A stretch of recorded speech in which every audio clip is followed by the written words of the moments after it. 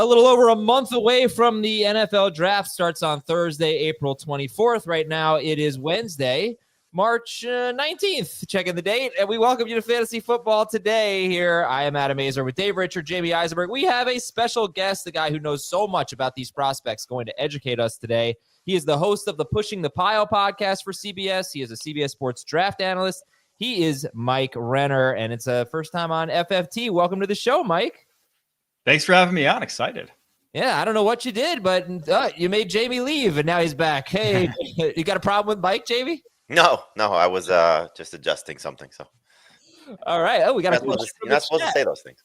Who's the new sexy mustache? Yeah, how's that mustache working out for you, Mike? I just shaved it yesterday. My girl loves it, so that's all that really matters. Wow, yes, that is true. So tell us about the Pushing the Pile podcast and what you're doing there.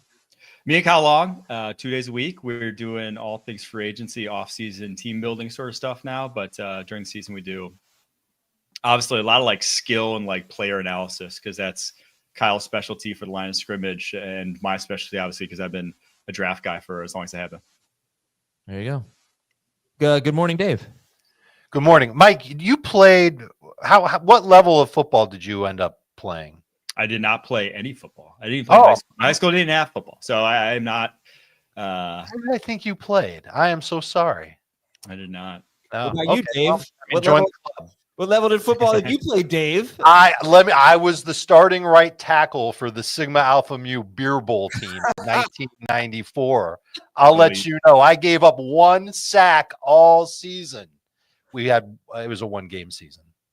Oh, was my brother on that team? No, he was one of our coaches, though. But you know, your brother, he's smaller than you, so he's not going to go and deal with the big guys on the offensive line. It's true. Yeah. All right, Mike. Let's get to the content here. Just a couple of NFL items here. The Vikings are reportedly not pursuing Aaron Rodgers anymore. They're going to stick with J.J. McCarthy, and we got a report from Jeremy Fowler of ESPN that the Titans are pretty comfortable taking Cam Ward first overall. It's obviously not set in stone. We'll see what happens. But how would you compare Cam Ward to J.J. McCarthy, with McCarthy having been the 4th quarterback selected last year? They're vastly different players. I think the biggest strength for Cam Ward, I think both guys like have outside structure play as like one of their calling cards. They both can create in that manner. But I think with Cam Ward, you see a much more creativity with his arm. He layers the ball better. He throws with touch a lot more. With McCarthy, it's a lot of lasers, but I think he also operates from tight pockets better. Not that Cam Ward can't, but like that was J.J. McCarthy's best skill set, was that everything collapsing on him behind that Michigan offensive line. He was still able to throw darts on the football field. A little skinnier. Cam Ward's a little built, a little bit better, breaks a little more tackles, can escape pressure a little bit better. But I have a higher grade on Ward considerably. McCarthy was much more of a wild card. You've seen Ward play a ton of football and in a drop back heavy passing offense where it's kind of all in his shoulders. With McCarthy, it was always, man, they didn't trust him to throw down the stretch last year. It was always kind of like, what does it look like when it has to be all him? And so that remains to be seen, and we'll obviously get the chance this fall.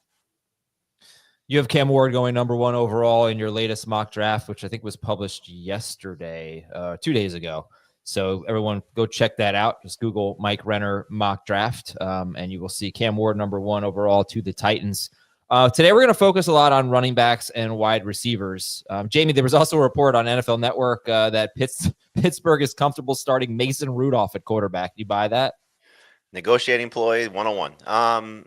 No, I don't buy that. I mean, they have somebody that they seemingly trust. I mean, it's a smart move by the Steelers to bring back Mason Rudolph because he's won some games for them and can, probably be a capable backup. But if that's their game plan to go from, what they had last year, which was obviously not the most sound plan of Justin Fields and Russell Wilson, to Mason Rudolph, then they're going backwards. So hopefully they have some sort of answer for their future. But this is not something I think that Steelers fans want to see. It's not something fantasy managers want to see. I think, find some long-term solution as opposed to just keep putting Band-Aids on the spot.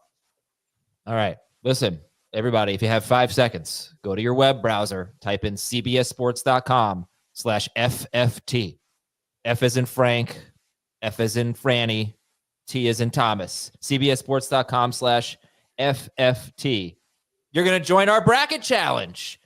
Okay, I think we're closing in on 1,000 entries right now. The winner is in the podcast league and gets 1 year free of Paramount Plus. Second and third place don't get in the podcast league, but you get a month free of Paramount Plus. Just go to cbssports.com/FFT. You have until Thursday afternoon to submit those brackets. When the games start, you're done, but we're done. But, you've got time. cbssports.com/FFT. All right, so again, focusing, Mike, on running backs and wide receivers. Let's start with the running backs. How would you compare this year's class to last year's class? So much better. It's so much deeper. Top end talent's better. It's just night and day, in my opinion. This year's class, like last year, my RB5 was, I think, Ray Davis. And this year, there's probably like at least 10 guys I would put ahead of Ray Davis, in terms of grading scale that I would take before him. So it's a very, very good class.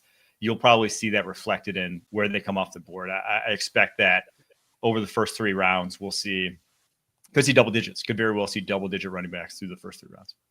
How about wide receiver? Same question, comparing last year to this year. So this isn't a bad class by any means. Last year was more of an outlier in terms of how good it was. I was raving about, not only the top 3 guys, but like the second tier of guys that I had with like Brian Thomas Jr., Ladd McConkey.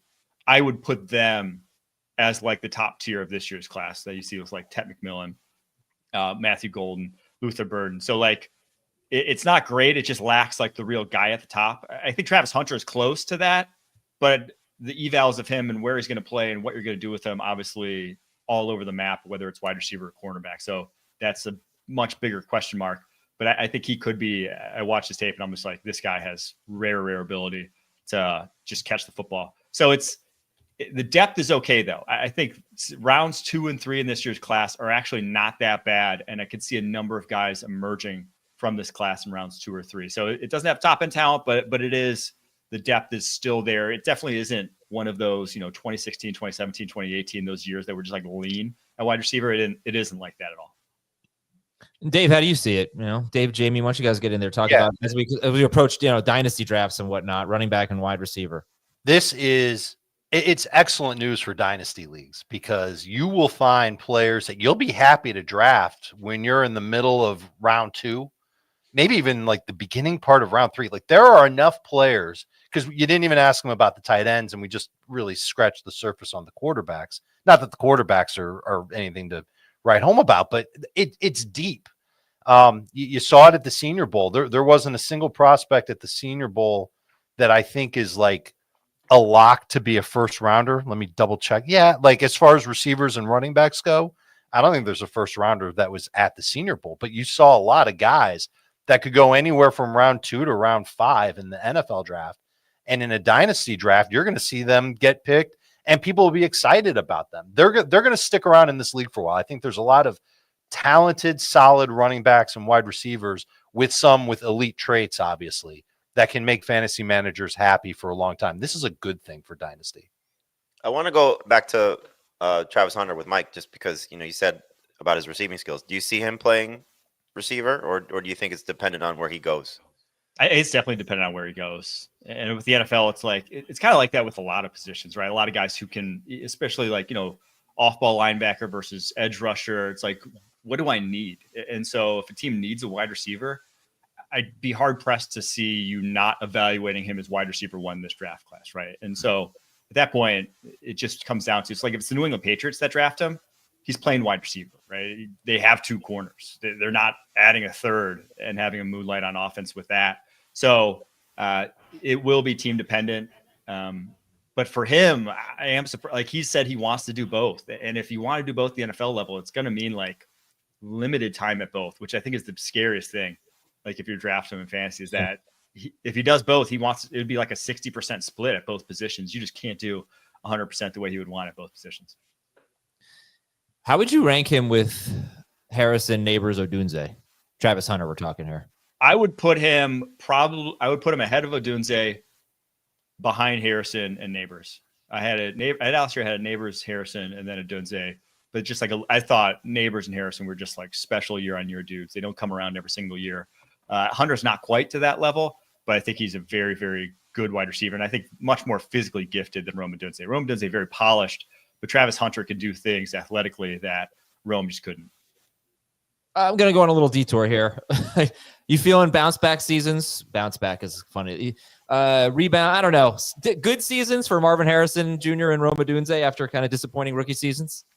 I think so. I probably worry a little bit more about Odunze just because who knows what that offense is going to look like, but I trusted with Ben Johnson figuring it out. And he very well could be like their Amon-Ra St. Brown and just play the slot and get 160 targets in that offense. So with Marvin Harrison, like it's going to come around. It was just a lot of stuff. A lot of the lack of production was him not being on the same page with Kaleb Murray. I think the rapport aspect, once that gets down, if you just like watch all his targets, there's so many that are just like, they're not connecting. Once that happens, I think he's immediately, 12, 1,300 yard range.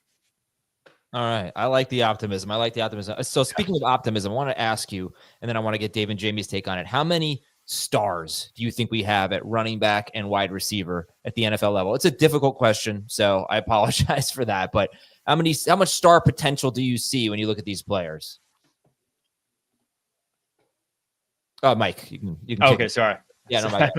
I was zoned out there. At running back, I think there's 3 guys that I'm like, I would bet good money they're stars. And then like, obviously any guy after that, like I said, all the way to my top 10, if you get to the right situation, I think it'll work out. But these 3 guys, I think no matter the situation, I for sure feel good about them producing. It's Ashton Jeanty, which I don't think I'm breaking any ground there, or Marion Hampton from North Carolina. And then I see Dylan Sampson in that tier. I think he is at his age, because he's, I think, the youngest guy in the entire draft class. Turns 21 like next September or something. At his age, to produce the way he did at Tennessee with an offensive line that wasn't great against SEC competition, going for over 100 against Bama and Georgia, and the way he runs with the vision he has, he just reminds me so much of Bucky Irving last year, but like with better physical tools. Like he has more explosiveness to him, a little more size to him, that I think he's going to be a bell cow sort of running back at the next level. So those 3, I just feel really good about. Now, like if you told me Quinshon Judkins was too, if you told me, Trayvon Henderson was, a number of these other guys in this draft class, I wouldn't doubt it, but those are the 3 like I feel good about being that. At the tight end position, I feel the top 2, I'm 100% on board with the top 2 being guys at the next level, Colson Level and Tyler Warren. I think there's probably going to be one more that emerges out of it, out of that like second group of guys. It's just a really, really good tight end class. Wide receiver is much more difficult. I think I feel good about Tetairoa McMillan being that guy. I really do. I think he fits perfectly in the volume mold of a possession type of wide receiver who can get like 150 targets. He could be like a Michael Thomas in an offense where you're just really featuring him. It's not really sexy, explosive production, but he just can consistently get open and be reliable. Burden's probably going to get volume, just in terms of screens, kind of the same way like Malik Neighbors did as a rookie, where he's just like, you'll give him the scheme targets right out the gate. Just give him touches any way, shape, or form. Kind of like, like even like a Deebo Samuel in that kind of role where you just want the ball in his hands because he's the best in this class with the ball in his hands. After that, that's really it though. I mean, obviously about Travis Hunter, I feel good about him, but like every other single guy after that, I think is going to matter where he ends up. I don't feel anyone else being able to really rise above in this draft class at receiver. Even Golden? I think Golden's a number 2 at the next level. I see him more as like a Jordan Addison. And again, if Jordan Addison was in like a less pass happy offense, Jordan Addison wouldn't necessarily be as relevant, right? Like he wouldn't be putting up big numbers. So that's how I see Golden, but the 40 blew my mind. I'm still like a 40 truther on him, that I think that was mistimed. I just never saw 4.29 on tape. So if he really is like physically developing and is running a 4.29, well, he could be in that level too. Yeah, Golden, I thought pretty interesting. He had 987 yards and 9 touchdowns, which is not really amazing production when you consider they played 16 games. They threw for the second most touchdowns in the nation, the 4th most yards in the country. I do have a follow-up question. I want to know how much you care about raw stats. It's almost like one of the last things we look at, I feel like, when we talk about prospects is combine stuff. It's route running. It's all this stuff. And then like, what about just raw stats? I do have to take a break. I also want to hear from Dave and Jamie about who you guys think could be, as you sit here right now, who you think could be stars at the next level. Let's take a quick break here. Come back with more thoughts on this draft class right after this. Brackets are back. Play CBS Sports Bracket games for a chance to win a new SUV and a trip to the 2026 Final Four. Get the CBS Sports app now to play. Okay, so a little bookmark there on the raw stats and how much they matter here. But Dave, Jamie, Dave, you can go first. Who are you looking at in stardom? By the way, Dylan Sampson was kind of an interesting pick. We got to come back to that one. I hadn't really heard that running back's name in that discussion. But Dave, your thoughts on this? Well, where's the line on like superstar, for example? Superstar, not superstar. I was going to say superstar, and I was like, that's too high of a threshold. Just a star, like a Pro Bowler. And not one of the alternates who came in after three guys, left the Pro Bowl because they wanted to golf. Like a legit, like a regular Pro Bowler. Yeah, like Aaron Jones or better, prime Aaron Jones. Yeah, I think you're looking for a name better than that, but he's a star. I mostly agree with what Mike said. I do like Golden more than he does. I wonder if Egbuka could end up being like one of those better in fantasy than in real life type of wide receivers, if that makes any sense. Or maybe I should say more popular in fantasy than in real life. I think he can just be a solid year over year contributor. It's really the only name that Mike said that, or Mike didn't say that I would say, as far as someone who could be a very good contributor at the next level. Jamie, no one said a quarterback yet in this conversation. I don't know if that was just because we were supposed to focus on running backs or receivers, or if we don't think any of the quarterbacks are going to be stars. But I'll throw it over to you, Jamie. Pro Bowl alternates. They will definitely be Pro Bowl alternates. There's that potential. I do want to ask Mike, because one guy that stock has fallen from the combine is Kaleb Johnson, who I was excited about prior to the combine and still have some interest in. Again, me, a lot of it is based on where they end up. But your thoughts on Kaleb Johnson? Because like Dave, I agree with a lot of the names that he said as well. Yeah, I was actually low on him even heading into the combine, and probably even lower after, because I thought he would be faster. I thought I saw at least a guy who was like a high 4.4. So because like on tape he's smooth. Like he's a very smooth, easy runner. I just worry about his ability to really consistently make guys miss. Very much a linear one cut, get up the field. No real fat to his game. No real creativity to his running style. So he's got like NFL ready traits, NFL ready for an outside zone heavy scheme. There's a handful of those in the NFL anymore. It's not like you got to be able to do a lot of different things today at the running back position more often than not. So kind of reminds me of like a Tyler Algier, where it's like, if he goes to the right spot and it's outside zone and you're featuring him, yeah, it'll be great. But I don't think he's transcendent in his ability to like rise above poor blocking. So what's interesting about Kaleb Johnson, and again, this is all in the eye of the beholder, some of it is anyway. But like if we compare Kaleb Johnson out of Iowa to Quinshon Judkins out of Ohio State, they have basically the same measurements: about 6'1", 6 foot, about 224 pounds. Judkins ran a 4.48 40. Johnson ran a 4.57. Judkins ran a 1.51 second 10-yard split. Kaleb Johnson ran the slowest 10-yard split of all the running backs who participated in that at the combine. And I watched them a lot, both of them this morning for a while, and I actually felt like Kaleb Johnson, if you hadn't given me any of those numbers, I felt that he looked faster than Judkins. I was not super impressed with Judkins. So how do you see it between those two? I 100% agree. I write down every year before the combine just like my predictions for 40s for like most of the top guys at most positions. And I had Kaleb Johnson running a faster 40 than Quinshon Judkins. Now, and I think like that 10 split, like he has better burst on a one cut from standstill than that. It kind of reminds me of when Dalvin Cook coming out ran like not that fast in the 40, but then he went on like Sports Science or whatever with John Brinkus and had like the fastest standstill acceleration. Like he was just able to, from, an athletic running back position, accelerate better than other guys could, but not from a track stance. So I'm not too worried about that with Dylan Sampson. It's more between those two guys. Quinshon Judkins can make a guy miss in the hole. Quinshon Judkins can like really lower shoulder and run through a tackle. Whereas Kaleb Johnson kind of has to bounce off with his legs. He's not that kind of guy. Like he has to like take an arm tackle. He can run through that, but not a real punishing runner the way Judkins can be, and definitely doesn't have the sort of shake to his game that Judkins does. Okay. So let me get back to that question about the raw stats. And where on the list of traits does that factor in for you? And how much does it matter? Yeah, just in terms of like yards, catches, rushes, that sort of thing. I like wide receivers or tight ends that are featured. You know, whatever the offense is, I like the guys. I trend towards the guys who are getting featured in their offense. And if they're not getting featured in their offense, is it because it's an Alabama situation where there's like a bunch of other guys who are better than them or as good as them that are taking targets away from them? Or is it just because, you know, or why is it? But I like guys who are getting featured in one way, shape, or form. At the running back position, the stats I'm more looking for are broken tackles, truthfully. I'll look at broken tackles per attempt before I'm looking at just raw numbers. And again, like you want guys that get featured at the running back position, but it's not as big a deal just because philosophically some teams will never do. Some teams will never have a bell cow. It just isn't in the cards. And at running back, collegiate level, like they cycle through a lot more. So that's kind of how I factor in raw production. You obviously want it, but it's not the biggest deal if a guy doesn't have it. All right. By the way, if you're in the chat right now and you want to hear about some players, you know, fire away. We'll probably get to that a little bit later.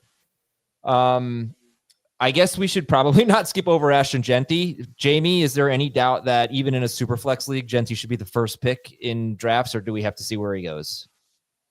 I mean, I think you have to see where he goes, but it'd be very surprising that he's not going to be a featured guy right away. You know, we could have something similar to like Bijan Robinson, where he's going to share if he's in the wrong system, you know, and they love the guy that they had previously, you know, so we could get a little bit of a sluggish start, but it'd be shocking that he's not going to be impressive at some point early in his career, you know, whether it's, you know, early in his rookie season or, you know, by year 2. So yes, he should be number 1 in those formats, unless you're, you know, just a team that's stacked at that position and needs quarterback help or wide receiver help. But I mean, just based on talent, he seems to be the likeliest to hit and hopefully be the superstar, you know, not just the star, not just the Pro Bowl alternate, you know, somebody that can be all pro at his position, hopefully for many years. So what are the teams that could use a running back in your mind, Jamie? The ones that have the open, the help wanted sign out for an RB1? You know, I mean, it's like, you know, we've talked about maybe him going to Chicago and just the fit there in Ben Johnson's scheme. Like, I don't think DeAndre Swift is the type of guy that's keeping him off the field, you know, so no. It's any of the teams that we've mentioned in the last couple of weeks, you know, Denver, Chicago, the Raiders, Dallas still for sure. You know, I don't buy the 2 guys that they brought in as being, you know, speed bumps to that situation. It would be unlikely, but Cleveland's a team that could use an RB1. Yeah, unless they trade back into the first round, I'd be surprised. Right. No, I agree. They're not going to take Jeanty in 2. I'd be shocked if they did that. Do you see superstar Mike and Jeanty? I do. I've the combination of just contact balance and then his speed. I mean, he can really hit breakaway runs. I'm not really worried about the size. Obviously, like he's short, but it's not like he's small. And there's not tread on this guy's tires. He wasn't even like a starter in high school. He was kind of late to the game, and split time his first 2 years at Boise State. So, yeah, I would. There's really no reason to think he's going to be anything other than a stud. And I even seen him like as probably a guy who's more ready to produce at like high volume at the NFL level than even like Bijan was coming out. Yes. Wow. Okay. So this is a great graphic that we have here. Most rush yards in FBS last season. Ashton Jeanty with 2,601, which is incredible. Jeanty after contact. Jeanty had more yards after contact than any other running back had rushing yards, period. Cam Scattaboo would be third on the list here after Jeanty and Jeanty after contact. That is unbelievable. And then Omarion Hampton would be 4th. So, yeah, do you want to talk more about Dylan Sampson here? Because that was one of the 3 guys you talked about could be stars at the running back position. And I don't know. I guess I'd call him a little bit of a sleeper. Yeah, he was Tennessee's offense this past year. When he went down against Ohio State, it was over that game. You know, he is obviously slighter, 5'11", 200. You know, he's on the smaller side, for running back, but he is still young. I mean, at 20 years old, was again, I think he's the youngest guy in this draft class, or if not by like a month or so, he's not the youngest. You can expect him to still get stronger, still probably put on some more weight to handle the rigors of the NFL. But I see a guy that could run between the tackles at that size. I mean, very reminiscent, like I said, Bucky Irving, Aaron Williams, similar running style where they're built so compact and low to the earth that they can just bounce between holes so easily. The lateral agility you see consistently. And then at that size, he doesn't run timid. He runs into guys' chests. He will lower shoulder. Like to me, running back when projected in the NFL, from college to the NFL, it's not as much about size as it is how you run. So the guys that are 220 but are scared to like really hit a guy, it doesn't really matter. Like Marshawn Lloyd last year was one I was just like, I think he can be no more than like a third down back because he's just not going to want to run between the tackles. Dillon Sampson's going to want to run between the tackles. You saw that consistently at Tennessee. That was kind of a lot of what they did. It was just a lot of like one back power and stuff like that. So I just think he's got a real dynamic game. And we've seen a lot of guys in that mold of running backs be very successful. Those kind of undersized guys with good speed, the Jahmyr Gibbses, the James Cooks, Bucky Irvings. I think, Bucky Irving didn't have speed, but like, I think he can be the next in that mold. Hey, Dave, who's your favorite Ohio State running back?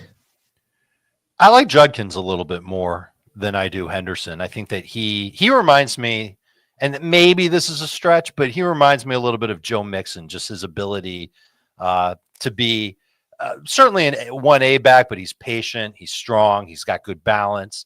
I don't like how much he runs to contact. I'd rather him try and lean on his agility a little bit more. But I think he could eventually be a 3-down player, maybe without the top end speed, but that's still somebody who can go into the NFL and handle a lot of work. He did great at Ole Miss before he went to Ohio State, and then he did great at Ohio State. I'm not taking anything away from Henderson. I think Henderson's really good too. I just like Judkins a little bit more. Man, I just wonder with Judkins, if he didn't have that game against Notre Dame, 11 carries, 100 yards, 2 touchdowns. He also caught a touchdown, what his stock would be. Henderson, like for what it's worth, they were teammates. Henderson averaged 7.1 yards per carry last year. Judkins 5.7 yards per carry. Judkins does not really make a lot of big plays in his career. He's had 13 carries of 30 or more yards. Henderson's had 20 carries of 30 or more yards on about 140 fewer carries. I think even more than that. I'm a Henderson guy, so mark me down. He's the smaller guy. If you don't know, Henderson's the smaller guy. He's 5'10", 202 pounds. Judkins, 6 foot, 221 pounds. So they're very different running backs. Henderson did not have more than 12 carries in any game last year, although in his career he's had like 9 games with 19 or more carries, something like that, but not last year. He's had some injury issues. But I don't know. Like it's like David Montgomery versus Jahmyr Gibbs or something. I'm going to go with Henderson. Jamie, Henderson or Judkins? I lean Judkins right now, but for me, it's going to be the fit. I think wherever they end up is going to determine clearly based on, some of the stylistic differences, which team's going to prefer that type of player for their system. And hopefully it's a fit as opposed to trying just to take who they may think is the better long-term talent and trying to fit that player into their own, offense. So they're going to be ranked very closely, I think, on a lot of pre-draft lists for fantasy purposes. But yeah, I would lead Judkins just slightly right now. Mike, what's the right answer? Mostly just to be different from you. Of course. What do we got, Mike? Who do you like? I got Judkins higher. And I think I just see more bell cow potential with Judkins. With Trayvon Henderson, I never see him really being the featured sole back of an offense. He's too slight. He's not a grind out, tough yardage sort of back. He's a home run hitter, and that's great. But home run hitters oftentimes don't get 20 carries a game at the NFL level. And especially with how good he is as a pass protector, it almost like hurts his value in fantasy because he's not going to play early downs when he's so good on third downs and pass pro that he's going to be saved for those sort of downs. Because at 200 pounds, I just didn't see, and with his injury history, I'm not sure he's a guy who's going to be really, really heavily featured. Whereas Judkins, with his size and what he did at Ole Miss, just basically carrying the load for them week in and week out, I think he has more bell cow potential. To Jamie's point, it comes down to like what a team needs. And, if there's a team that needs a third down back out there, then Henderson's going to be the guy because I think he can play in that role. And he might have to prove it, Adam, that he can handle 3 downs before he becomes a workhorse. I don't know if saying that like Kamara went along the same path is a fair thing to say, But you think about how Alvin Kamara, just like his biggest splash was first made. I feel like it was made as a pass catcher out of the backfield. And he just kind of worked his way into being a feature back in New Orleans much faster than anybody thought. Henderson could pull off the same thing. It's just a matter of getting that opportunity. These are the type of guys, though, that if they go to established backfields or, as a number 2 guy, like, we're going to get frustrated a lot. Yeah, like I don't know about year 1 for Henderson, because I'll give you 2 comparisons. Both guys who weighed in at 199 pounds, and Henderson 202 pounds. James Cook and Jahmyr Gibbs. So I just think James Cook just showed his talent, and eventually he's not an every down back. He's not a third down back now, right? So like he's a first and second down back. He doesn't get the full workhorse role that we like, but he's so good and so efficient, and he's on a great offense, which helps. And then Gibbs was second fiddle to Montgomery. Then Montgomery got hurt in Gibbs' rookie year, and Gibbs kind of took off. So I could see that kind of start for Henderson, where maybe he doesn't get that much work as a rookie, but if he was like the number 1 running back prospect in the nation.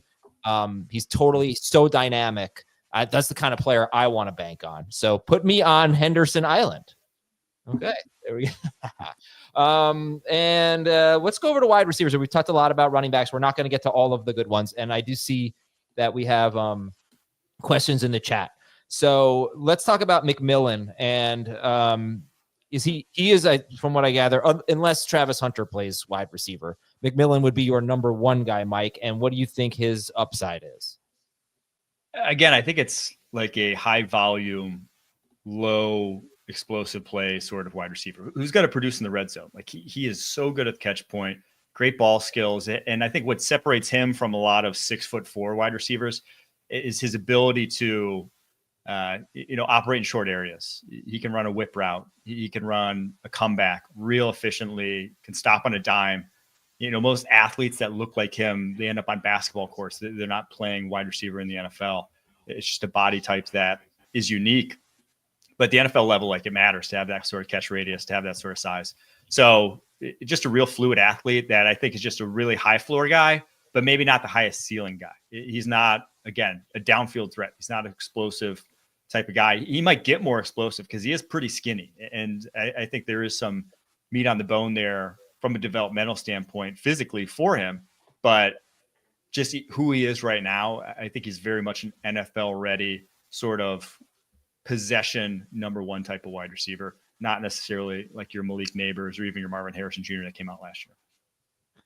And, what did you think of Luthern Burden's pretty bad production? I know I asked you that question earlier about just raw stats, but I know the passing game was pretty awful last year for them.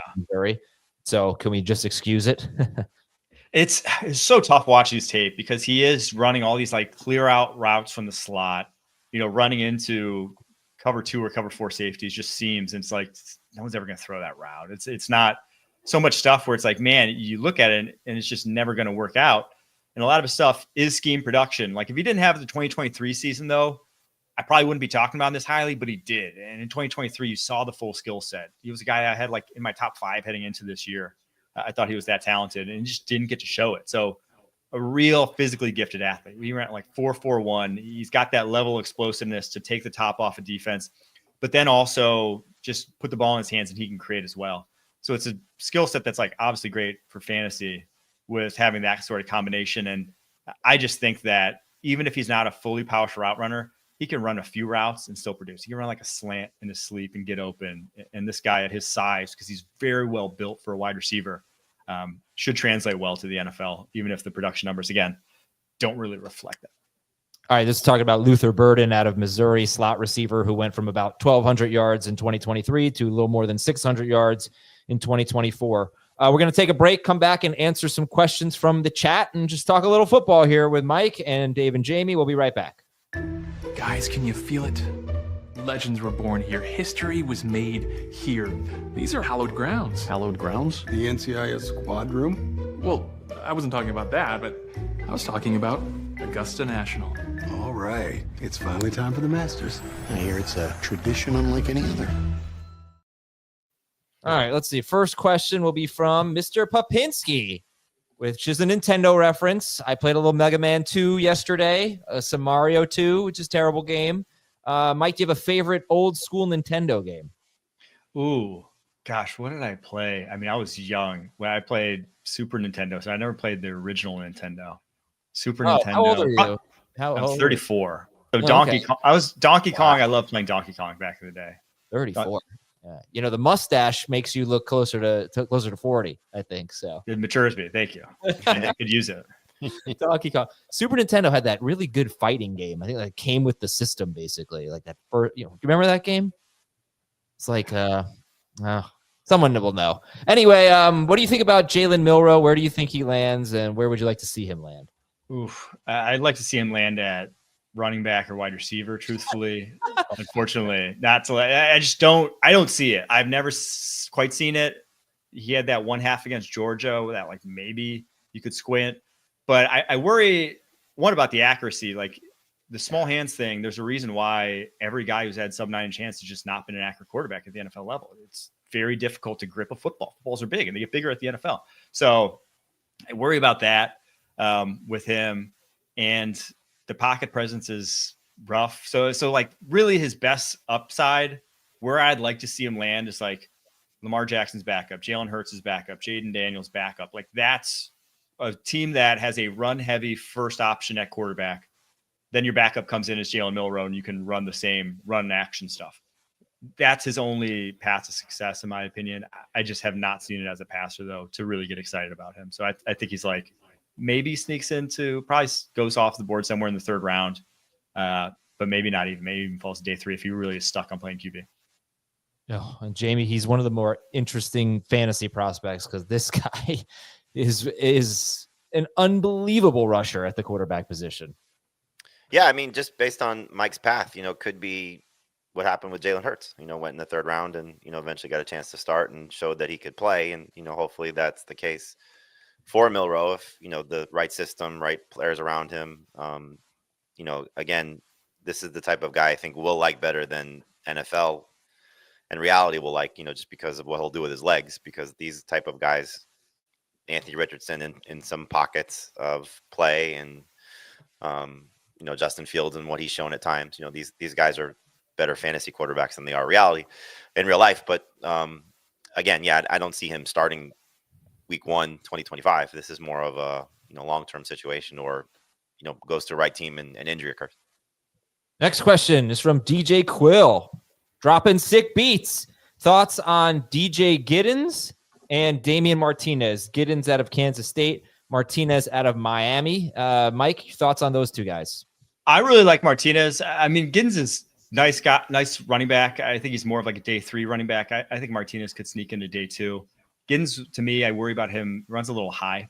I just worry about that translating to the NFL, but he's a creative runner. He's got good feet for his size. But Damien Martinez is the one where I'm like, he's running back 6 for me.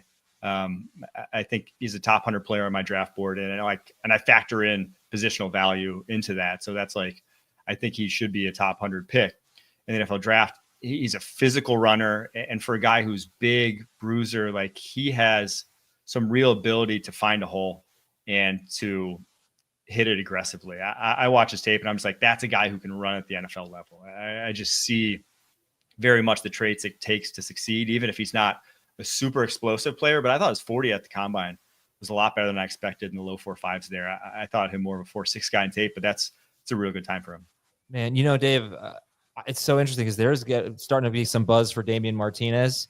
Mm-hmm. And Mike, Dave, and I are both Miami guys, so we watched every play for Martinez. I never felt that way. I never saw it with him. I never felt like this guy's going to be a good NFL running back. I was actually quite honestly very underwhelmed by Martinez. Now, that said, I did not watch any of his Oregon State tape, so I do want to do that.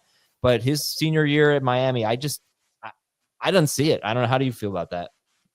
I think that he's got the power that you want, and his speed. I mean, it's a detriment. He's not gonna run away from people like Jeanty will, but he's going to be. He's capable of pushing the pile. A little plug for Mike there, and then also just being that physical early downs type. Yes, or you can have him as a specialty. For sure, but do you see him as a special running back on the next level? You see him special, but I think teams that are looking for that type of physical running back, obviously they're going to target a player like Jeanty first, but if they'll miss on Jeanty and a few rounds later, they'll go after Martinez. Pretty good class of physical running backs this year, I'd have to say. Right. That's why he's RB6 RB6 for Mike, I should say, but it's not to slight Martinez. This is a really good class. Jayden Higgins question. Nathan Arthur wants to know about Jayden Higgins, wide receiver out of Iowa State. Mike, what do you think? I love Jayden Higgins. I think he's pretty close to that tier. So I have McMillan, Burden, Egbuka, Golden, but I think he's close to Egbuka, Golden, in my opinion. I have him right behind those guys. He's going to end up top 40 player for me. Great possession type of wide receiver with a little more speed than I think he gets credit for. And I just think he's very polished, very consistent, the type of guy that translates well to the NFL. Just has a lot of things like that you don't have to worry about when projecting to the next level. So I don't see necessarily, an elite player, but he could be like a Michael Pittman. He could be in that caliber of wide receiver who, in the right spot, if there's no other wideouts, I think he could produce. So imagine Michael Pittman on a different team with a better quarterback. That's an opportunity that could hit Higgins. Mm-hmm. And I thought he looked great at the Senior Bowl. When I went back and I watched the film at Iowa State, he looked great there too. He's kind of the runner-up to Tetairoa McMillan as far as if you're looking for a big physical type of receiver, good catch radius, good hands. Well, this is your guy if you can't get McMillan. He can deliver in that regard. He's young. He's 22. And I could see him, once again, pointing to what Jamie said about, where they land. That's what matters. He could end up being very good for fantasy if he just gets an opportunity to immediately be a team's wide receiver 2 and maybe develop into a wide receiver 1. He's someone to get fairly excited about. Just doesn't have the speed. And that's common with guys that are as big as receivers like this. All right. From Casey, is Golden better than Egbuka and or Burden? So these are all wide receivers that you're going to see in the top 5 for a lot of people. Is Matthew Golden better than Emeka, Egbuka, and or Luthern Burden? Man, they're all different types of wide receivers. I think Burden's, again, more of the slot, gadget, scheme production guy. Egbuka's kind of your bigger slot, move him around, reliable, works the middle of the football field guy, whereas Golden's kind of your full route tree runner on the outside. He doesn't have great size to win at the catch point. He doesn't do really anything at an elite level, but I watch his game and I'm like, he really doesn't do anything at a poor level either. There's not a lot of holes to poke into it. So it's kind of a pick your poison between those three.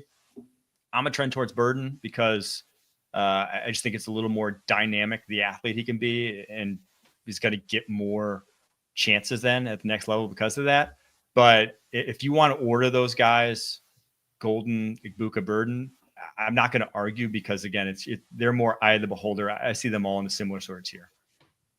All right. And let's do one more question here.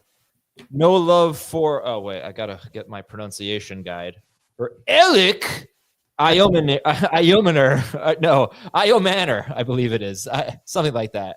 Out of Stanford and also Canadian, FYI. And Medicine Hat, Alberta, Canada. Yes, 6'2", 206 pounds, kind of a high ADOT guy. In fact, had a higher ADOT than both Matthew Golden and Tetairoa McMillan. But Elic Ayomanor, I think. Your thoughts on him, Mike? He's really intriguing, man. If there's one guy who comes out of, I think he's firmly like a day 2 guy, but if there's one guy who comes out of this looking like a DK Metcalf or Terry McLaurin, where it's really just like, oh man, how did that guy end up going where he went? I think it could be Ayomanor because he's physically gifted.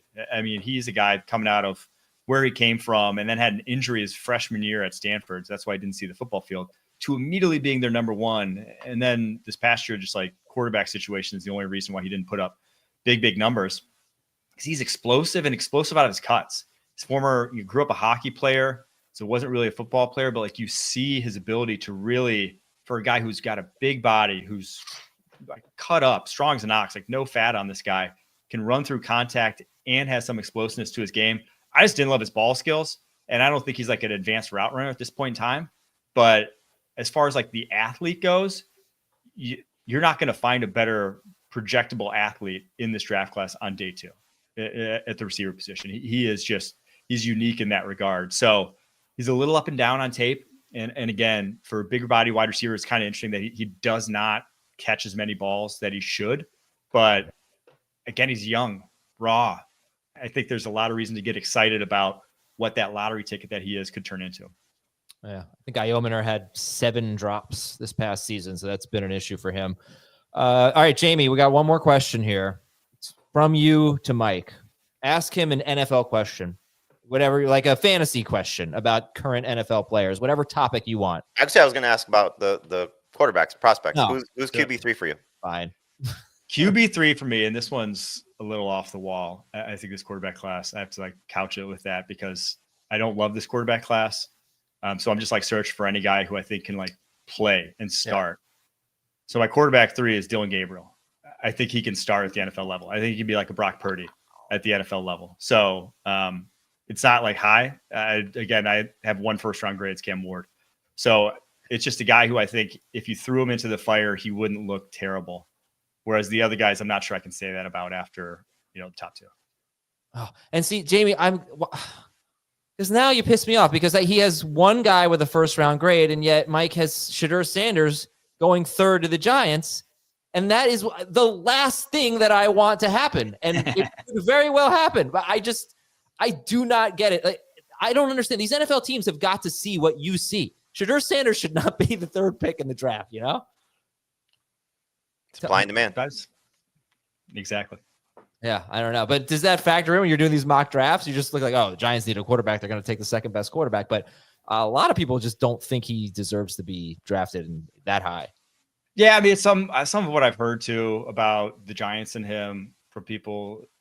But also, yeah, I mean, it's also just supply and demand. Now, I thought a quarterback would ultimately go higher than they did in 2022 just because of that reason. So maybe the NFL does learn the lesson in the past. And especially in this class where, from Sanders to Dart to, McCord and Shuck, it's it might not be the biggest difference between those guys. So if you can get one of those in the 3rd, why take one at 3 overall?